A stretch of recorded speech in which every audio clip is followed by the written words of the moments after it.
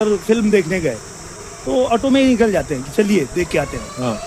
तो मास्क लगा के रखे हैं तो कोई पहचान नहीं रहा है, फिर भी वो ऑटो वाला थोड़ा थोड़ा सोच रहा है, कुछ तो डाउट हो रहा है उसको। अच्छा।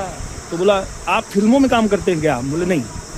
हाँ। अच्छा अच्छा ठीक, आपके जैसा है एक, वो हम लोग का हीरो है, अच्छा।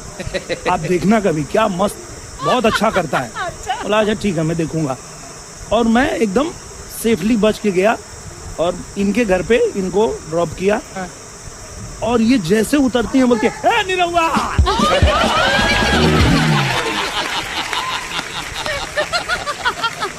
अब ये बोल के तो चली गई, अब तुम्हारी शादी। अब वो मुझे पूरा चौल में घुमा रहा है।